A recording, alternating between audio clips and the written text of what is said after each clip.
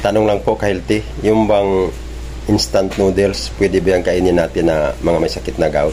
Okay, bago ko sagutin yan, meron nagpa-shoutout sa akin. Shoutout time tayo. Shoutout kay Brad John Peter Chavez. Shoutout sa'yo, bro. Pakipalo na lang din po mga ka-healthy pag may time.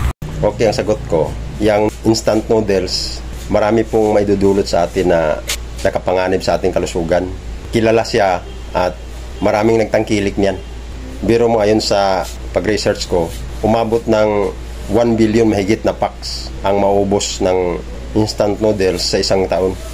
Ganun karami po ang na-consume ng mga tao. Marami pong pag-aaral na nagdulot yan ng lubhang mga karamdaman. Ang hindi natin alam na yung instant noodles ay hindi ang pagkain ng tao ayon sa pag-aaral. Nabilong yan ng junk foods, processed foods at artificial foods. Yung mga pagkain na yan, hindi kailangan ng ating katawan. Dahil unang-una, wala na halos nutrients yan, ayon sa pag-aaral. Ang may dulot na ikakasama ng ating kalusugan, nakapataas yan ng timbang, nakapataba yan.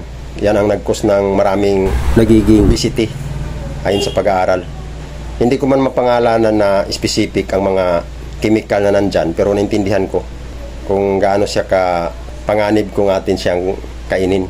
Dahil nagdulot yan ng magkaroon ka ng heart disease o atakihin ka sa puso at may stroke sa sobrang pagkain ng noodles. At nakapanghina po yan ng ating immune system. Hindi maganda sa ating digestion dahil wala po siyang fiber. Nakapataas po ng bad cholesterol at nakapababa ng good cholesterol. At maraming pag-aaral na yan po ay nagdulot po ng kanser at tumor.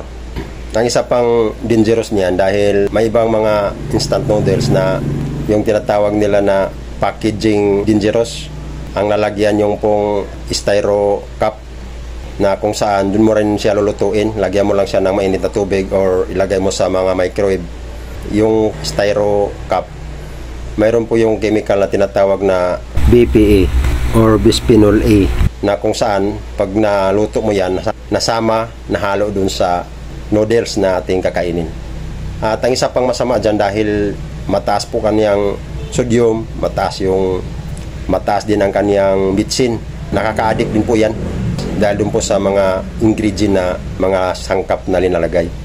Hindi lang bawal yan sa mga may sakit na gout, kundi bawal po yan sa lahat na gusto ka maging healthy ang katawan mo. Gusto mong wag kang magkasakit, iwasan mong kumain ng noodles. Yun lang po. Sana kung mayroon kayong natutunan sa video ito, paki-share na lang po at paki-follow na lang po para updated kayo sa iba ko pang mga video. Maraming salamat po sa inyong panonood. Maraming salamat sa Diyos.